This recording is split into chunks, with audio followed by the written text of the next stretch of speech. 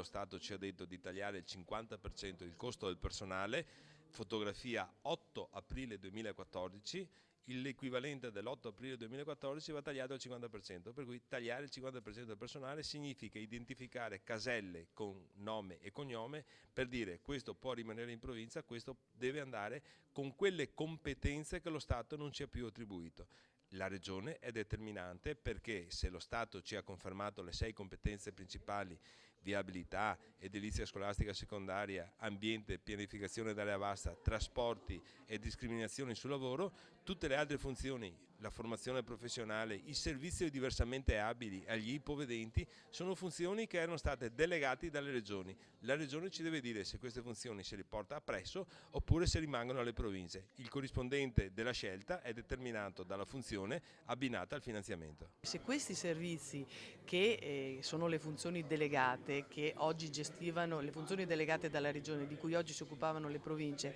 non le gestiranno più le province, ovviamente i cittadini chiederanno ai comuni e quindi,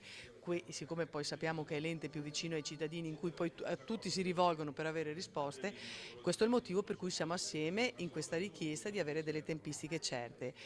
E ovviamente c'è poi anche tutto il tema dei lavoratori in esubero che ovviamente la legge di stabilità fa ricadere sulle regioni e sui comuni gli assorbimenti e questo è il terzo motivo per cui siamo insieme in questa richiesta. Sono completamente distanti dalle proposte fatte invece dalla Giunta regionale, dove di fatto sul tema delle funzioni e delle risorse che devono essere lasciate alle province,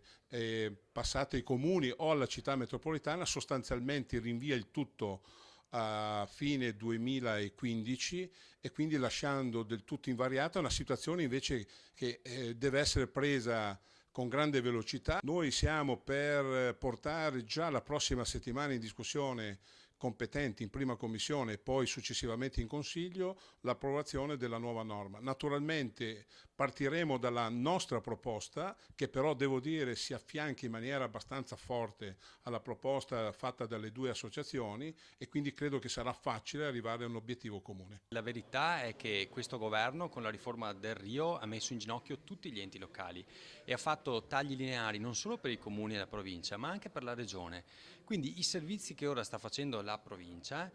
rischiano di non essere fatti da nessuno perché nemmeno la regione ha più i soldi necessari per portare avanti queste necessità. Di conseguenza quello che chiediamo noi è una grande protesta a Roma di tutti gli enti locali per far sì che questo governo rimetta i fondi a disposizione degli enti locali per garantire i dipendenti e anche i servizi ai cittadini. La questione province è una questione molto delicata per il Veneto, per cui il Consiglio regionale dovrà far sintesi delle due proposte, quella della Giunta e quella dell'UPI e dell'ANCI,